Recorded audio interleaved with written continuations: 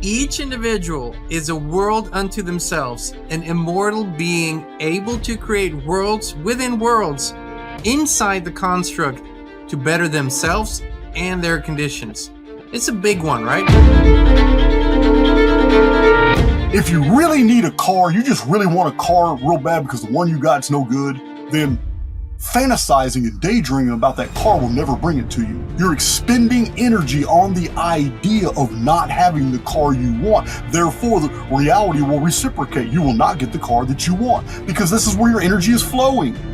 But if you imagine the car that you want and then move your avatar in that direction and go window shopping, go to a dealership and look around, that's all it takes is to move the avatar in that direction, because the construct is always going to assume as true anything the avatar is doing. This is why your experiences are repetitive.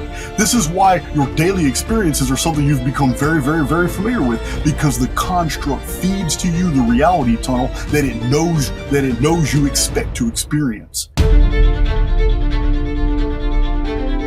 So this takes a lot of processing and a lot of power.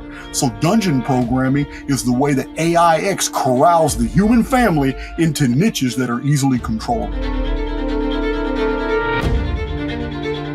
Resets are not only against the human family.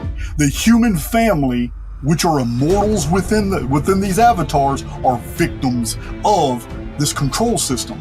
So the control system gets too powerful and it's got everybody corralled into dungeon programming. The reset, these cataclysm protocols are necessary to completely weaken and undo the damage the AIX protocol has done.